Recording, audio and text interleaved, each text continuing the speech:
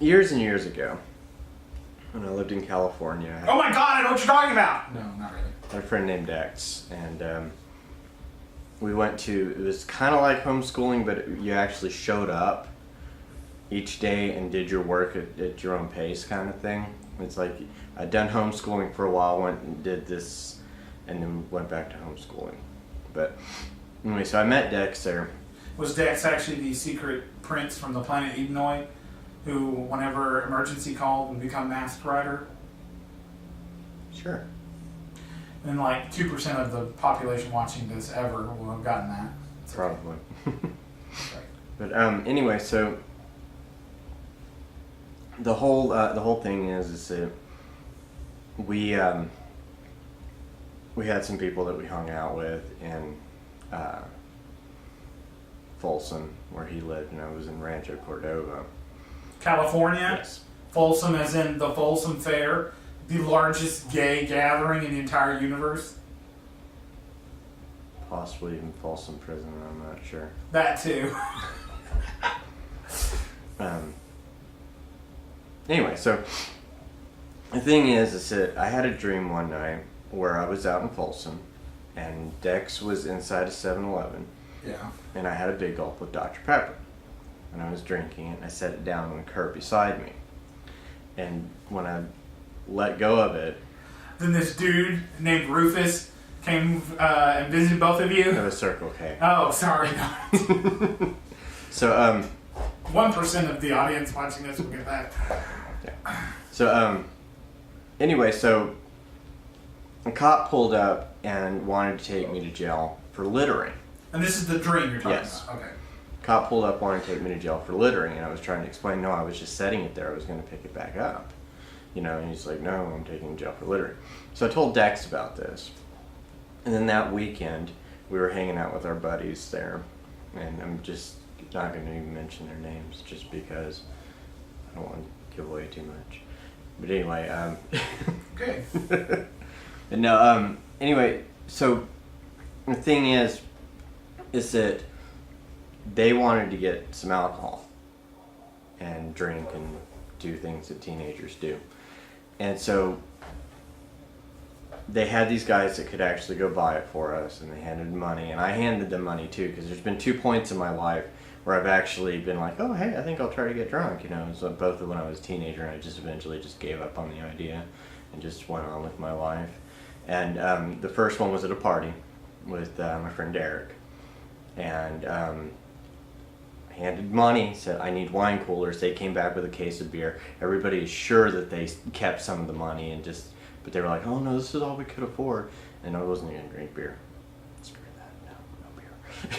Stuff sucks. And the same thing happened in Folsom. This guy left, went and came back, brought beer. I had told him I want wine coolers for my money. He comes back with beer. So the other guys handed me my money back, you know, because I wasn't going to be drinking. I went across the street, got a big gulp, Dr. Pepper, came back. We're sitting there. The guy, for whatever reason, decided, even though there were people out there, kids out there, all this sort of stuff going on, decides for whatever reason, I'm going to whip it out and take a piss right here in the park, and then leaves. So somebody called the police. Oh. So we're all sitting there at a park bench, they're kicking back a few beers, and police pull up, you know, and this one guy... I told you it was Folsom. so this one guy like starts with Doritos, you know, just like, you know, basically, and the cop's like, do you think you're gonna fool me? You get over there, you know. And so like, Dex immediately is like, he's not drinking, points at me. He's not drinking, he's drinking Dr. Pepper. The cop smells my breath. He says, all right, you stand over there. So he smells everybody's breath. Everybody's clearly been drinking, so they're all standing there. And the guy that was doing chips, you know, protested, like, for sure, you know, I was not drinking. You can smell my breath again. Well, I guess it made the cop unsure, so he went ahead and told him to go stand with me, because he tried smelling his breath and couldn't smell it for sure.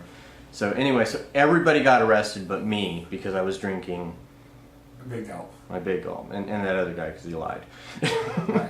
So, but I had told Dex about it, and so after Dex was out of jail, I was like, remember I told you about that dream? And he was just like, I doubt it, So, anyway, so questionably maybe I predicted the future in a really roundabout way.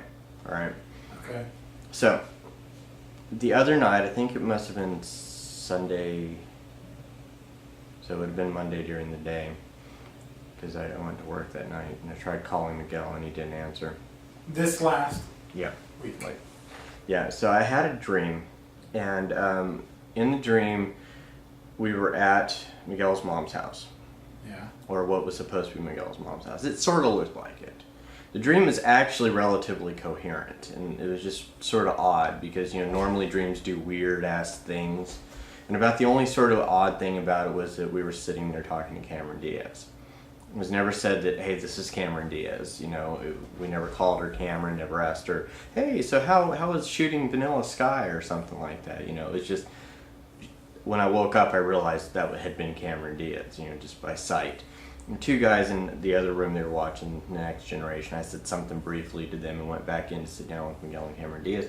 Miguel had gotten onto his computer and was like, hey, I've got to finish watching this movie. And I was like, well, what is it?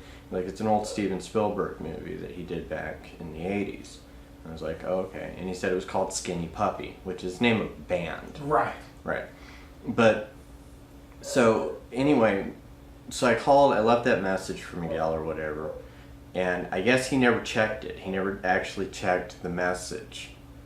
So he goes to his council meeting. You're talking about real life right now? Yes. Okay. So he goes to his council meeting thing on Tuesday. Right. And apparently he downloaded some made-for-TV movie that Steven Spielberg had directed and was watching it at the council meeting.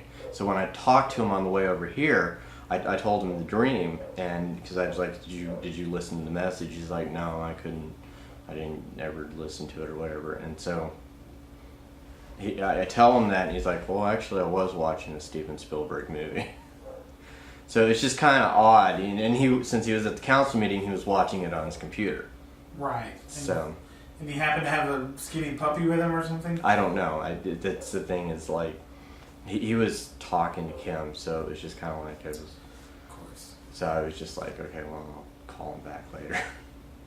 So I think this is my second time to actually.